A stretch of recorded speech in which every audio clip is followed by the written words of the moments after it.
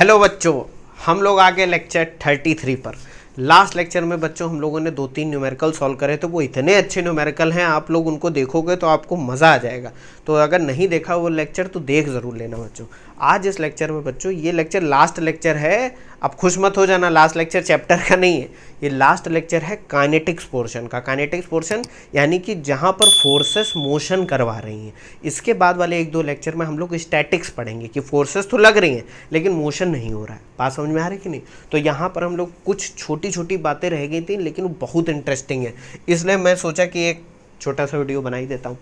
एक सिचुएशन बच्चों दिख रही है आपको, ये एच.सी. वर्मा सर के बुक से मैंने उठाया हुआ, बहुत अच्छा ये सिचुएशन है, इसलिए मैं दिखाना सही समझा ताकि आपके कॉन्सेप्ट और क्लियर हो जाए। Horse and the cart situation. एक मैं आपसे क्वेश्चन पूछता हूँ, इसका जवाब आप देना कमेंट में, ठीक है? अभी मैं समझा भी दूंगा। क्या है कि एक हॉर्स है, घोड़ा है, और एक बग्गी लगी हुई कार्ट है उसके पीछे, ठीक है? वो स्पेस में, लेट सपोज वो स्पेस में है, ठीक है? अब स्पेस में घोड़ा पीछे चाह रहा है कि मैं बग्गी को आगे खींच लूँ, कार्ट को आगे खींचूँ, तो वो अपने पैर हिला रहा है, ठीक है? तो आंसर देना है, क्या वो आगे बढ़ेगा कि नहीं बढ़ेगा, और नहीं बढ़ेगा तो क्यों नहीं बढ़ेगा। इसका आंसर अगर आप कॉन्सेप्ट समझे हुए हो तो समझ में आ जाएगा कि यहाँ सिस्टम और फोर्सेस का कुछ कुछ लेना देना है, ठीक है? कमेंट करके बताना, मैं समझाता हूँ कि होगा क्या। अब देखो यहाँ पर क्या है, एक ये भाई घोड़ा है, इससे पीछे ये कार्ट लगी हुई है। अब हो क्या रहा है यहाँ पर देखना, बात ध्यान से समझना। ये घोड़ा इस कार्ट पर फोर्स F1 लगा रहा है, इसको F1 फोर्स से आगे खींचने की कोशिश कर रहा है। तो न्यूटन थर्ड लॉ क्या कहता है कि अगर ये घोड़ा फोर्स F1 लगा रहा है तो इस घोड़े पर भी, हॉर्स पर भी एक फोर्स लगेगी जो कि इक्वल और अपोजिट होगी क्या, F1 के। तो इस पर जो फोर्स लग रही है वो मान लेते हैं कितनी है, F2, ठीक है? तो F1 क्या है, force on the cart by the horse, और F2 क्या है, force on the horse by the cart, और ये दोनों ही क्या होंगे, बराबर होंगे। अब भाई लॉजिक तो ये कहता है कि इस कार्ट पे अगर हम देखें तो हमें ये फोर्स एक दिखाई दे रही है। कौन सी फोर्स दिखाई दे रही है, F1। तो एक कार्ट आगे बढ़ जानी चाहिए, और वो बढ़ती भी है। हम लोगों ने रियल लाइफ में देखा, घोड़ा जब खींचता है तो आगे बढ़ जाता है। लेकिन जब हम घोड़े को देख रहे हैं, ये बच्चों ये मैं यहाँ बना नहीं रहा हूँ, ये घोड़ा ही है, समझ जाओ, ठीक है? ये घोड़े को देख रहे हैं तो इसके ऊपर चिड़िया ज़्यादा लग रही, चलो छोड़ो, इसके ऊपर फोर्स F2 लग रही है, और ये तो बैकवर्ड डायरेक्शन में। तो क्या रियल लाइफ में आपको ये दिखता है कि घोड़ा पीछे जा रहा है और बग्गी आगे जा रही है? ऐसा तो नहीं दिखता है, दोनों ही आगे जाते हुए दिखते हैं। और ये अगर ऐसी सिचुएशन होती तो ये घोड़ा तो बग्गी के ऊपर बैठे जाता, आगे तो बढ़ता नहीं। तो ऐसा कैसे हो रहा? हम लोग यहाँ पर क्या मिस कर दे रहे हैं? मिस बच्चों सिर्फ एक चीज़ कर रहे हैं। अब मैं उस क्वेश्चन का आंसर देता हूँ जो इससे पहले पूछा, कि स्पेस में वो कितने भी पैर हिलाता रहे वो आगे नहीं बढ़ेगा। क्यों नहीं बढ़ेगा? क्योंकि पूरे सिस्टम, यहाँ सिस्टम क्या है, ये पूरा एक सिस्टम है, ठीक है? इसको आगे बढ़ाने के लिए एक एक्सटर्नल फोर्स चाहिए। ये F1 और F2 तो कैंसिल आउट हो जाएंगी, इंटरनल फोर्सेस हैं, कैंसिल आउट हो जाएंगे। अगर घोड़ा और बग्गी एक साथ देखोगे तो इक्वल अपोजिट फोर्स कैंसिल होगी। तो ये आगे कैसे बढ़ रहा है? इसी कौन सी एक्सटर्नल फोर्स लग रही है जो ये दोनों आगे बढ़े जा रहे हैं? वो एक्सटर्नल फोर्स आ रही है ग्राउंड से, इसको तो भूल ही जा रहे हो, ग्राउंड से। अगर ये घोड़ा जब फोर्स लगाता है तो ध्यान से समझो, आप भी किसी चीज़ को खींचते हो तो आप ये मत सोचो कि आप उस पर फोर्स हाथों से लगा रहे हो तो इसलिए आगे बढ़ रही है। आपका जो फोर्स है वो तो कैंसिल आउट हुआ जा रहा है। फोर्स जो आगे बढ़ा रही है वो ग्राउंड से आ रही है। अब कहोगे सर ये क्या बता रहा हूँ, अभी समझाता हूँ। नेक्स्ट पेज पर आते हैं, इतना इंटरेस्टिंग कॉन्सेप्ट है। हम लोगों को जो चीज़ नहीं दिख रही है वो ये है कि भैया फ्रिक्शन के बारे में हम लोग नेक्स्ट चैप्टर में पढ़ेंगे। अभी बस इतना समझ लो कि जब ये घोड़ा खड़ा हुआ है ग्राउंड पर तो इसका वेट तो कुछ लगेगा ही, ठीक है? हम लोग मान लेते हैं कि भाई घोड़े का जो मास है वो mh है, तो इसका वेट mh इंटू जी नीचे की तरफ लगेगा कि नहीं? इस वेट की वजह से इस घोड़े पे एक नॉर्मल रिएक्शन होगी n, और क्योंकि घोड़ा सरफेस पे है जो कि स्मूथ, ऑब्वियस सी बात है, कोई भी सरफेस परफेक्टली स्मूथ नहीं होती, तो क्या होगा, एक फ्रिक्शन लगेगा। वो फ्रिक्शन मान लेते हैं आगे बढ़ रहा है तो ये कुछ ऐसे टाइप से लग रहा है फ्रिक्शन, ठीक है? अब होगा क्या बच्चों, आप कहोगे सर ये तो पीछे की तरफ आपने दिखा दिया, फ्रिक्शन आगे चल के मैं सब समझाऊंगा बच्चों, ये कुछ इस डायरेक्शन में लगेगा फ्रिक्शन, ठीक है? कहोगे सर ये आगे बढ़ रहा है और आगे ही फ्रिक्शन लग रहा है, ये सब बच्चों इस पर अभी गौर मत दो, इसलिए कह रहा हूँ क्योंकि फ्रिक्शन में अलग से समझेंगे। इन दोनों फोर्सेस का, फ्रिक्शन और नॉर्मल रिएक्शन का रिजल्टेंट जब लोगे तो एक रिएक्शन, हमें एक फोर्स मिलेगी, इसको हम लोग बोल देंगे रिजल्टेंट। वो किसका रिजल्टेंट होगा? एक नॉर्मल रिएक्शन जो घोड़े पे लगेगी ड्यू टू वेट और फ्रिक्शन का एक रिजल्टेंट होगा।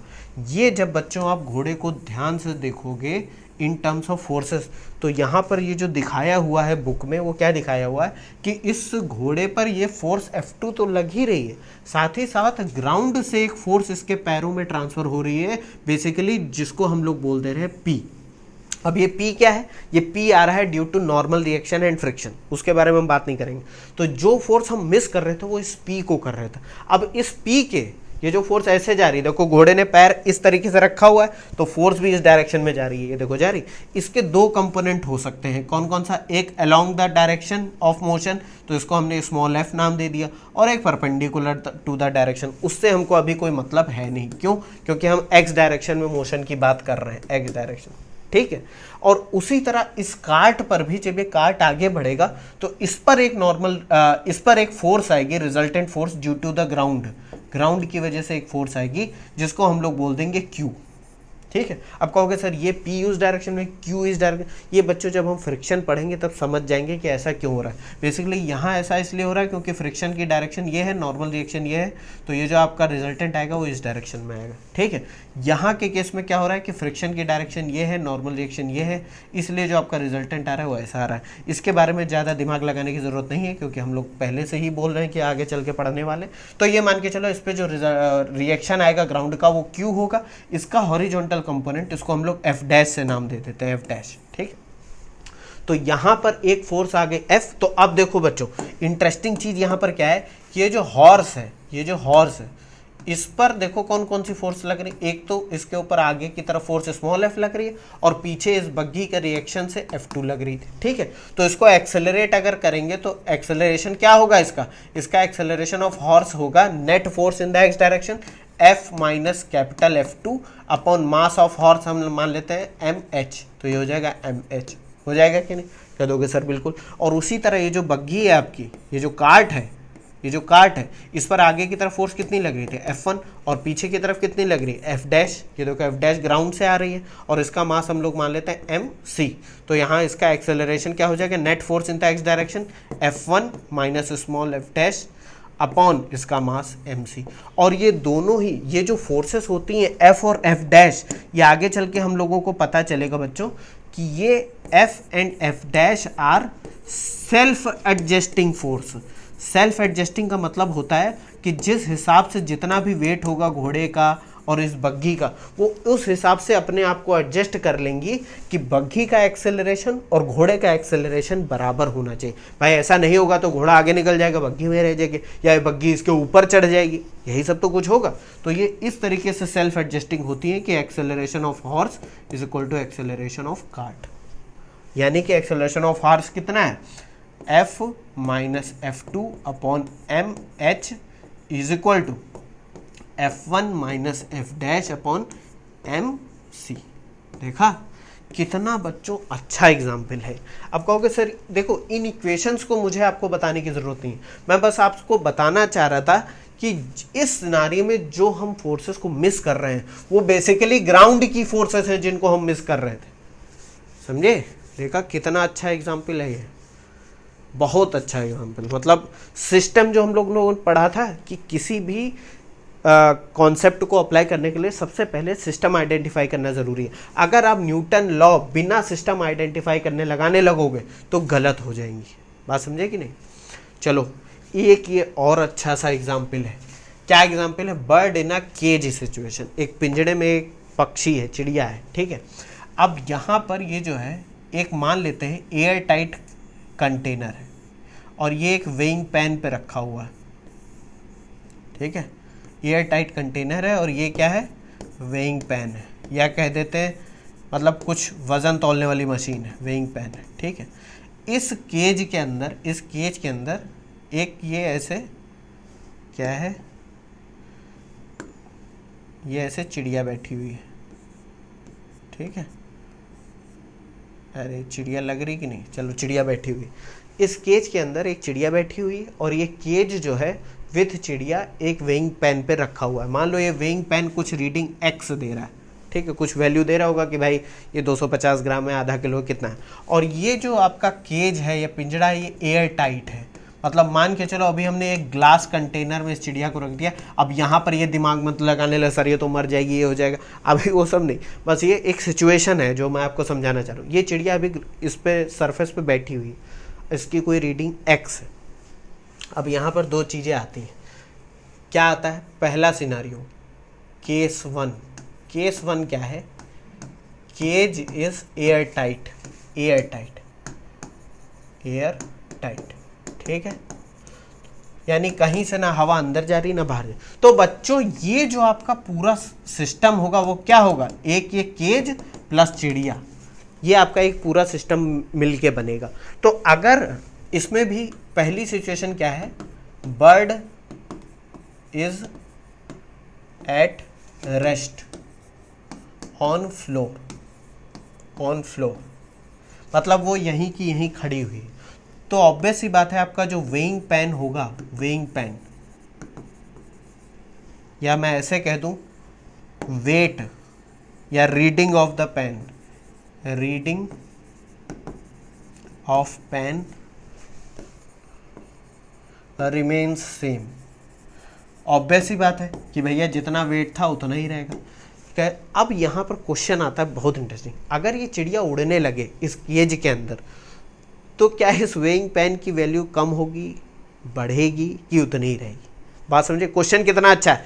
क्या एक सिचुएशन में फिर से बोल रहा हूँ कि एक केज है, एक पिंजड़ा है जिसके अंदर एक चिड़िया है, वो पिंजड़ा एयर टाइट है, ठीक है, और ये चिड़िया और पिंजड़ा दोनों ही एक वेइंग पेन पे रखे हुए हैं जिससे आप इनका वेट मेजर कर रहे हो। वो मान लो वैल्यू x दे रहा है, कब, जब चिड़िया उसकी फ्लोर पे बैठी हुई है। अब अगर वो चिड़िया उस पिंजड़े में उड़ने लगे तो इस वेइंग पेन में जो रीडिंग आ रही वो बढ़ेगी, घटेगी कि उतनी ही रहेगी? इसका आंसर कमेंट करके बताओ, मैं अभी आपको समझाता हूँ कि क्या होगा, ठीक है। अब बात समझते हैं, दूसरा सिनारियो क्या है। दूसरा सिनारियो क्या है कि bird is flying with constant velocity। अब कांस्टेंट वेलोसिटी से अब आपके दिमाग में आएगा सर जैसे ही चिड़िया सरफेस को छोड़ेगी वेइंग पेन पे जो वेट है वो तो कम हो जाएगा। ये बच्चों तब सही था अगर ये जार एयर टाइट ना होता। अब बात समझो होगा क्या, जैसे ही ये चिड़िया उड़ेगी तो अगर वो कांस्टेंट वेलोसिटी से भी उड़ रही है तो उसके ऊपर वेट तो लग ही रहा है, उस वेट को काउंटर करने के लिए वो एक फोर्स लगा रही है, जो कि कैसे लगा रही है, एयर को डिस्प्लेस करके। तो चिड़िया अपने आप तो उठ नहीं जाएगी, तो वो उठने के लिए क्या करेगी, अपने पंखों को फैलाएगी, और जैसे ही पंख को फैलाएगी वो एयर को डिस्प्लेस करेगी। तो इसके आसपास की एयर जब ये उठेगी वो इस सरफेस पे उतना ही वेट डालेंगी जितना इस चिड़िया का वेट है, इन केस ऑफ अगर वो कांस्टेंट वेलोसिटी से उड़ रही है। इसके अंदर बात समझना, अगर वो कांस्टेंट वेलोसिटी से उड़ रही है तो उतनी एयर डिस्प्लेस कर रही है जितना इस चिड़िया का वेट है। बात समझे, क्योंकि नेट फोर्स कितनी होनी चाहिए, 0, यही तो कोई एक्सेलरेशन होना चाहिए, यही न्यूटन सेकंड लॉ बताता है। तो अगर वो उठ भी जाएगी तो ये जो आसपास एयर है, क्योंकि एयर बाहर जा नहीं रही, एयर टाइट जा रहा है, तो इसके ऊपर एक प्रेशर या फोर्स लगाएगी जिसकी वैल्यू चिड़िया के वेट के बराबर होगी।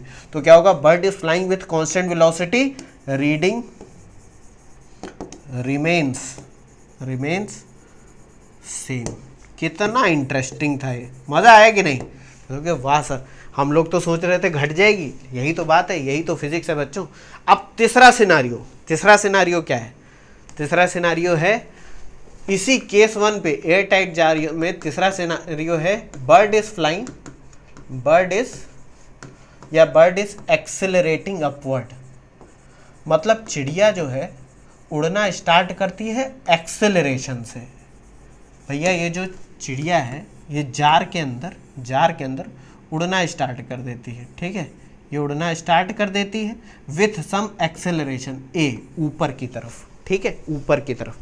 अब आपके दिमाग में आएगा सर अभी भी रीडिंग तो वही रहेगी। नहीं बच्चों, इससे पहले वाले केस में वो जब कांस्टेंट वेलोसिटी से उड़ रही थी तो नेट फोर्स 0 था, इसीलिए यहाँ पर मास जो है जितना चिड़िया का वेट था वो ट्रांसफ़र हुआ ड्यू टू एयर, आसपास की एयर पे धक्का लगा रही। अब जैसे ही वो एक्सेलरेट होगी, इसका मतलब चिड़िया अपने वेट से ज़्यादा फोर्स लगा रही है, तभी तो उसके ऊपर नेट फोर्स अपवर्ड डायरेक्शन में आ रहा है कि नहीं? तो चिड़िया जो बर्ड है उसके ऊपर नेट फोर्स लगेगा अपवर्ड डायरेक्शन में, लगेगा। और वो कैसे लगेगा, वो एयर को नीचे की तरफ धक्का देगी। तो जो एयर होगी इसके ऊपर जो फोर्स लगाएगी इस पैन के ऊपर एयर, वो कितना फोर्स होगा, वो फोर्स इस चिड़िया के वेट से ज़्यादा होगा। बात समझे कि नहीं। तो बर्ड इज एक्सेलरेटिंग अपवर्ड, इस केस में बच्चों रीडिंग क्या होगी, रीडिंग बढ़ जाएगी, रीडिंग इंक्रीजेस। ठीक है, या ऐसे नहीं, ये कौन सी अंग्रेजी लिख दी, रीडिंग विल इंक्रीज, मतलब वेट बढ़ जाएगा, वेट बढ़ जाएगा। क्यों, क्योंकि पहले वाले केस में नेट फोर्स चिड़िया और एयर को मिला के सब जीरो था, उसका वेट और जो वो एयर की तरफ से उसको फोर्स मिल रही थी वो सब नेट जीरो। यहाँ पर वो एक्सेलरेट हो रही है, यानी नेट फोर्स जीरो नहीं होगी। तो जैसे ही वो धक्का देगी नीचे, वो अपने वेट से ज़्यादा धक्का देगी। तो पहले तो सिर्फ वेट ही लग रहा था, वेट से ज़्यादा फोर्स लग रही, बात समझे। और इसी में चौथा एक केस क्या है कि बर्ड इज एक्सेलरेटिंग डाउनवर्ड, कि ये भैया कहीं कांस्टेंट वेलोसिटी से उड़ रही थी, ठीक है, फिर इसके दिमाग में कुछ आया कि भैया अब चलते हैं, थक गए ठीक है, बहुत अच्छा एग्जाम्पल है बच्चों ये। Bird is accelerating downward, reading क्या होगी बच्चों, दिमाग लगाओ, कह दो कि सर रीडिंग फिर से बढ़ जाएगी, नहीं, रीडिंग विल डिक्रीज। कह दो कि ये क्या हो गया, अरे खुद गधों दिमाग लगाओ कि मान लो चिड़िया कहीं यहाँ पर है, ठीक है, कहीं यहाँ पर है, ठीक है, और वो नीचे आना चाहती है, वो नीचे आ रही है, उड़ते हुए नीचे आ रही है। तो अब वो क्या करेगी, नीचे आने के लिए एक्सेलरेशन जो करेगी, वो अपने पंखों को ऐसा फैलाएगी पीछे की तरफ, हवा वो किधर की तरफ डिस्प्लेस करेगी, ऊपर की तरफ, क्योंकि उसको आना है नीचे, आना है कि नहीं।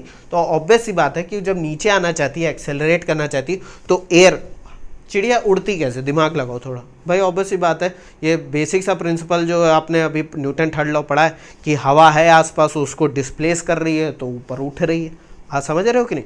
तो चिड़िया का एक्शन हो गया, पर इसका रिएक्शन क्या होगा, एयर। तो चिड़िया अगर इस डायरेक्शन में एक्सेलरेट होना चाहती है तो उसको एयर को पीछे की डायरेक्शन में क्या करना पड़ेगा, धक्का देना पड़ेगा। तो जैसे ही एयर पीछे के डायरेक्शन में धक्का देगी और नीचे आना चाहेगी तो क्या होगा, इसका वेट, जार और चिड़िया का वेट तो नीचे की तरफ था, लेकिन ये जार के ऊपर वाले सरफेस पे एयर धक्का दे रही है ना, देखो ये जार के ऊपर वाले सरफेस पे एयर धक्का दे रही है, तो इसकी जो रीडिंग होगी ये क्या हो जाएगी, डिक्रीज हो जाएगी। समझ रहे हो कि नहीं, कह दोगे सर बिल्कुल समझ रहे हैं। यहाँ समझ में आया कि एयर नीचे की तरफ पुश कर रही है इसलिए रीडिंग बढ़ गई, यहाँ एयर को ऊपर की तरफ पुश कर रही है तो ये हल्का हो जाएगा, ठीक है, रीडिंग विल डिक्रीज। कितना अच्छा था ये। अब इसी में एक केस वन तो हो गया कि केज जो है एयर टाइट है, एक केस और है। एक केस क्या है भैया, जो जनरली देगा, अब भाई इतने तो तुम दरिद्र हो नहीं कि तुम चिड़िया को बंद कर दोगे किसी एयर टाइट जार में। जो जनरली क्या होता है, जनरली केस टू क्या है कि आपका केज जो है is not air tight, cage is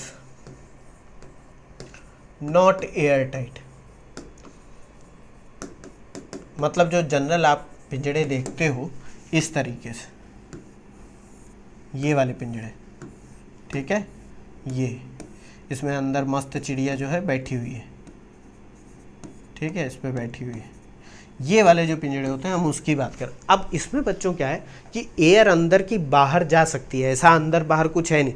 जैसे ही चिड़िया अपने पंख फैलाएगी और ये इधर उधर की एयर को डिस्प्लेस करेगी तो वो बाहर निकल जाएगी। तो यहाँ पर अगर चिड़िया सरफेस को छोड़ती है, in any case if bird is leaving the floor, मतलब फ्लोर कहाँ, यहाँ पर अगर बैठी थी उड़ना चालू करती है, लीविंग द फ्लोर, या जहाँ पर भी बैठी है उड़ना स्टार्ट करती है, रीडिंग विल डिक्रीज। ऑब्वियस ही बात है, क्योंकि अब एयर टाइट नहीं है, अब वो जो हवा को धक्का देगी वो बाहर निकल जाएगी, तो पैन पे तो ट्रांसफर होगी ही नहीं वो हवा। बात समझे कि नहीं।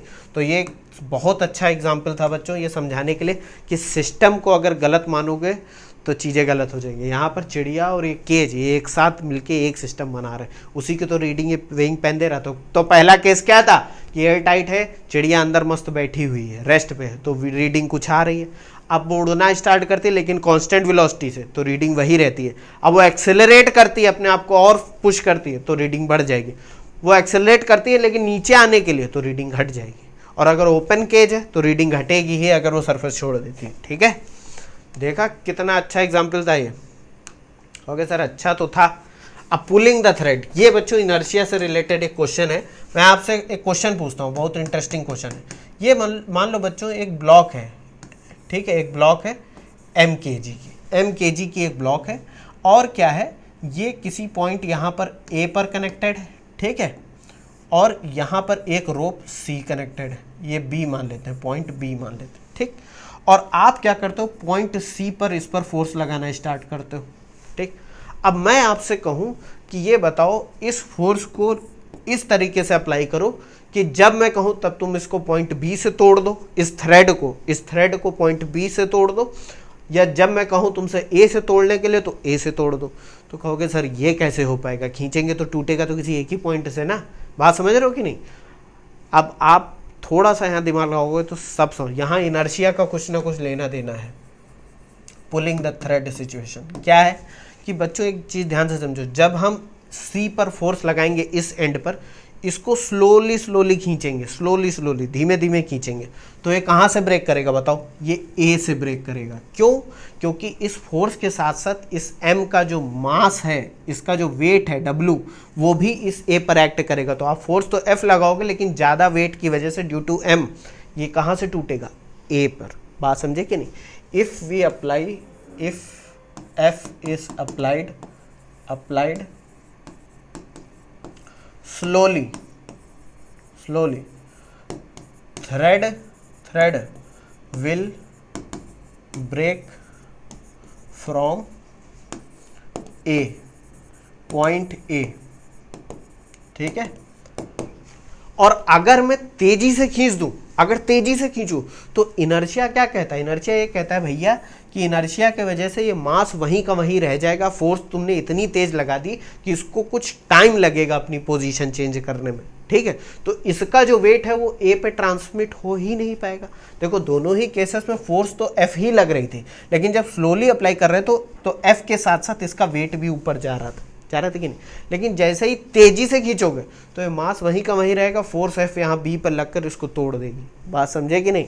तो क्या होगा, if F is applied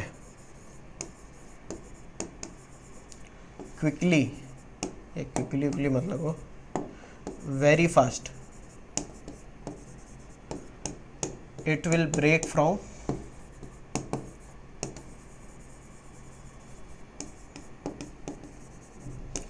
point B. कितना इंटरेस्टिंग था ये भाई, हम जादू करके दिखाते हैं। धीमे धीमे खींचेंगे तो देखो ए से, सेम थ्रेड है, सेम मटेरियल का बना है, और तेजी से खींच देंगे तो बी से टूट जाएगा। देखा, इनर्शिया इसको उस समय के लिए रोके रहेगा, तो फोर्स पूरी बी को ट्रांसमिट हो जाएगी। पहले वाले केस में धीमे धीमे अप्लाई कर रहे हैं तो ए तक भी ट्रांसमिट हो रही हो, प्लस इसका वेट भी लग रहा है उसके ऊपर। देखा कितना इंटरेस्टिंग था ये, ठीक है। ये भी बच्चों एक बहुत अच्छा एग्जाम्पल है, finger dipped in water jar kept on a weighing pan. इस तरीके की एग्जाम्पल आपको थोड़ा सोचने में भी मजबूर करते हैं और थोड़ा मज़ा भी आता है इनको समझने में, सिनारियो को समझने में। ये बच्चों इसके बारे में जब हम लोग फ्लूइड मैकेनिक्स पढ़ेंगे, बायंसी पढ़ेंगे, तब ज़्यादा जानेंगे। अभी मैं आपको कुछ चीज़ें बताना चाह रहा हूँ। एक सिचुएशन समझते हैं कि आपके पास एक ग्लास का जार है या कोई एक जार है जिसमें पानी भरा हुआ है। इस जार को, पानी भरे हुए जार को आप किसी वेइंग पैन पे रखते हो या वेट मेज़र करने वाली मशीन पे रखते हो, और आपको कुछ खुराफात सोचती है। आप क्या करते हो, उसमें उंगली डुबो के देखते हो, उसमें उंगली डिप करके देखते हो कि हाँ इसकी रीडिंग बढ़ रही है या घट रही है, बढ़ रही है या घट रही है। तो ये बताओ इसकी रीडिंग बढ़ेगी या घटेगी या उतनी ही रहेगी। ठीक है, बहुत इंटरेस्टिंग है, दिमाग लगाना थोड़ा। मैं आपको समझाता हूँ कि होगा क्या। ये आपका वेइंग पैन है, ये आपका वेइंग पैन है, इसके ऊपर एक जार रखा हुआ है, ठीक है, इसमें पानी भरा हुआ, ठीक। अब आप इसकी कुछ रीडिंग होगी x, जिसमें x में क्या होगा, जार प्लस वाटर का वेट होगा, जार प्लस वाटर वेट होगा, ठीक है। अब आपको कुछ खुराफात सूझी, आप कहे कि भाई एक काम करता हूँ, मैं इसमें जो है अपनी उंगली ऐसे डुबा के देखता हूँ, ठीक है, कि वेट बढ़ेगा कि घटेगा। अब ये हाथ नहीं लग रहा है, मान के चलो मैंने अपनी उंगली ऐसे डुबा दी है। अब अगर सिर्फ सरफेस टच कर दोगे तो कुछ नहीं होगा, ऐसे बस छू के आ गए, इससे कुछ नहीं होगा। आपने अगर उंगली डुबा दी तो देखो बच्चों यहाँ होता क्या है, एक प्रिंसिपल होता है बायंसी का। अगर आपने छोटे क्लासेस में पढ़ा होगा कि कोई भी ऑब्जेक्ट हो या मास हो, कोई बॉडी हो, उसको आप किसी लिक्विड में रखते हो तो वो लिक्विड को जितना डिस्प्लेस करते हैं उस हिसाब से उसके ऊपर एक अपवर्ड फोर्स लगती है जिसको बायंसी बोलते हैं। तो जैसे ही आप उंगली को अंदर डुबाओगे पानी इधर उधर डिस्प्लेस होगा, और हम ये मान के चल रहे हैं कि जार में पानी उतना ही भरा हुआ है कि वो जार से बाहर नहीं निकल रहा है डिस्प्लेस होने पर। अब मान लो पूरा पूरा भर रखा हो फिर उंगली डुबाओ, तब सिनारियो चेंज हो जाता है। अभी हम मान के चल रहे हैं कि उंगली डुबाने पर पानी इधर उधर नहीं जा रहा। तो जैसे ही हम उंगली डुबाएंगे क्या होगा, उंगली के ऊपर, मेरी इस फिंगर के ऊपर एक बायंसी लगेगी upward direction, F B. F B क्या है, F B is buoyancy, buoyancy, spelling देख लेना, ऑन फिंगर। उंगली पर एक बायंसी फोर्स लगेगी, और क्योंकि न्यूटन का थर्ड लॉ क्या कहता है कि भैया उंगली ने फोर्स लगाई, जैसे ही उंगली जैसे ही डुबाई गई तो पानी ने फोर्स लगाई उंगली पर, तो उंगली की फोर्स लगेगी पानी पर, इस फिंगर की फोर्स, और ये फोर्स कहाँ ट्रांसमिट होगी, इस पेन की सरफेस पे, इस जार की सरफेस पे। तो जो रीडिंग होगी, रीडिंग विल इंक्रीज इस केस में, ठीक है। इस अब बहुत बच्चे यहाँ पर कंफ्यूज होकर कहते हैं सर बढ़ेगी नहीं, उतनी ही रहेगी। जब तुम थोड़ा सा दिमाग लगाओगे, तुम करके भी देखना, अगर कहीं किसी दुकान वाले के पास जाना, पानी भर के ले जाना एक ग्लास में, उस पर रख के जरा करके देखना, थोड़ी बहुत रीडिंग बढ़ेगी, क्योंकि वो डिपेंड भी करता है ना कि आपकी सेंसिटिविटी कितनी मेजरिंग इंस्ट्रूमेंट की। तो आप देखोगे तो रीडिंग बढ़ेगी थोड़ी। आप कहोगे सर वो मारेगा नहीं, वो तुम्हारी हेड है कि मेरी नहीं। तो क्या हुआ, जैसे उंगली डुबाया क्या हो गया, रीडिंग बढ़ गई। क्यों बढ़ गई कि फिंगर की टिप पर क्या हुआ कि एक फोर्स बायंसी तो लगी, लेकिन न्यूटन थर्ड लॉ के अकॉर्डिंग एक फोर्स पानी को भी ट्रांसमिट हुई, जो कि बेसिकली वेइंग पेन तक, जार के फ्लोर तक चली गई। बात समझे। तो ये क्या होगा, reading will increase due to Newton's third law. अब न्यूटन के थर्ड लॉ की वजह से नहीं, मैं यहाँ रीज़न देने की बात कर रहा हूँ कि न्यूटन थर्ड लॉ के अकॉर्डिंग अपवर्ड और डाउनवर्ड बैलेंस हो जाएगा। अब यहीं पर एक बहुत बच्चे गलती क्या करते हैं कि ये जो रीडिंग है, रीडिंग इंक्रीज इन रीडिंग, ये मैं एक चीज़ लिखने जा रहा हूँ, ध्यान से देखना, इंक्रीज इन रीडिंग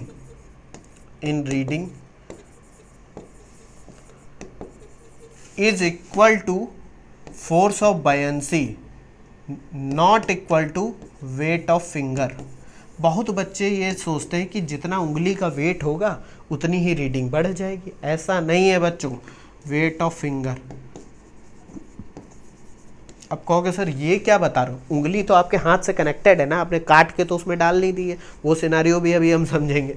तो होगा क्या कि जितना पानी डिस्प्लेस होगा, जितनी उसके ऊपर बायंसी लगेगी, उतनी ही रीडिंग इंक्रीज होगी, उससे ज़्यादा नहीं होगी। बात समझे। तो increase in reading is equal to force of buoyancy, ठीक है। यहाँ पर ये ऐसे नहीं लिखता हूँ, is equal to force of buoyancy. It does not mean, doesn't mean that it will be equal to, it will be weight of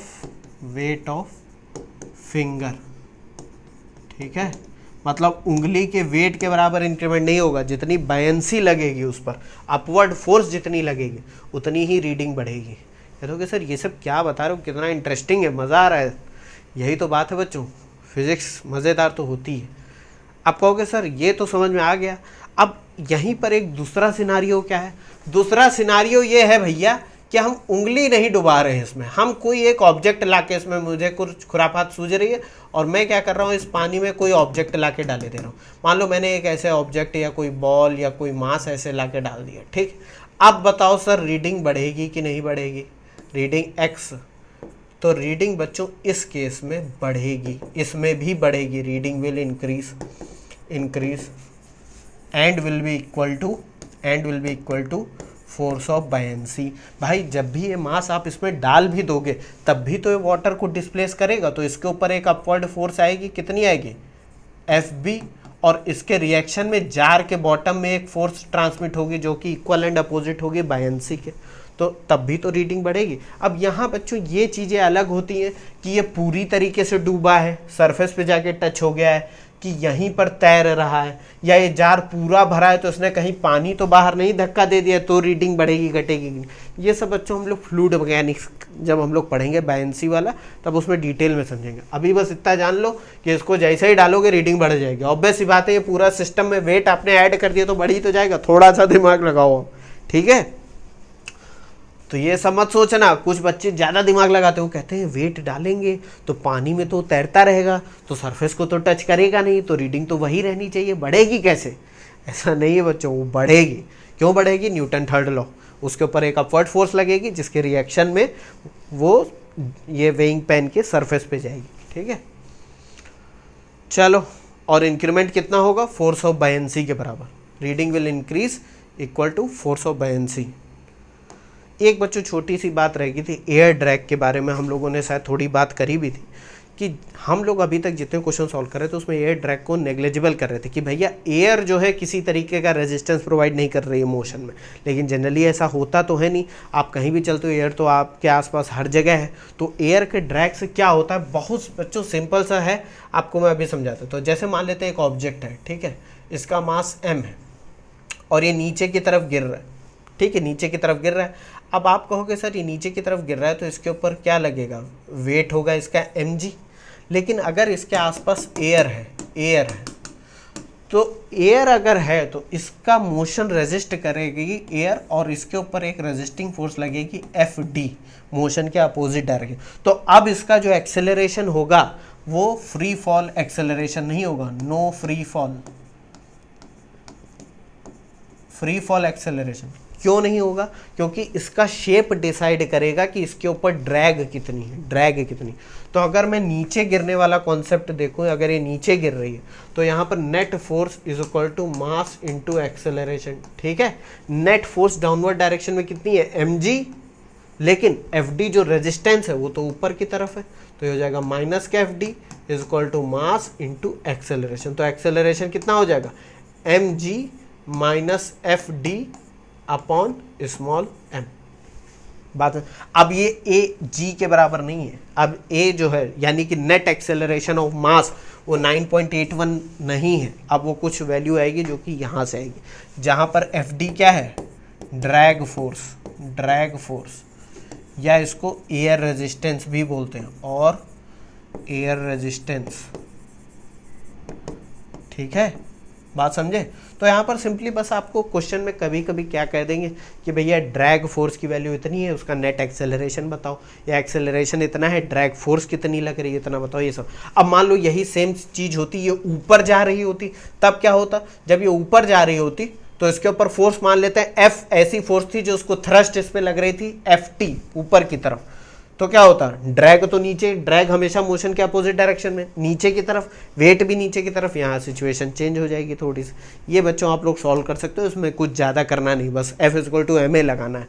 यही मैं आपको बताना चाह रहा था कि यहाँ एक्सेलरेशन g मत ले लेना, ठीक है, क्योंकि यहाँ पर g की वैल्यू थोड़ी चेंज हो जाए, g की वैल्यू बता रहा हूँ, एक्सेलरेशन चेंज हो जाएगा, g की वैल्यू कैसे चेंज होगी। तो बच्चों इस लेक्चर में मैं मानता हूँ मज़ा आया होगा, क्योंकि हम लोगों ने कुछ ऊट पटांग टाइप के एग्जाम्पल देखे, लेकिन इंटरेस्टिंग थे क्योंकि कॉन्सेप्ट क्लियर हो रहा था। ये बच्चों ख़त्म हो गया आपका काइनेटिक्स पोर्शन पूरा। नेक्स्ट वीडियो में 1-2 लेक्चर में हम लोग क्या करेंगे, स्टैटिक्स का पोर्शन समझेंगे, इक्विलिब्रियम ऑफ फोर्सेस, ठीक है। थैंक यू, मिलता हूँ नेक्स्ट वीडियो।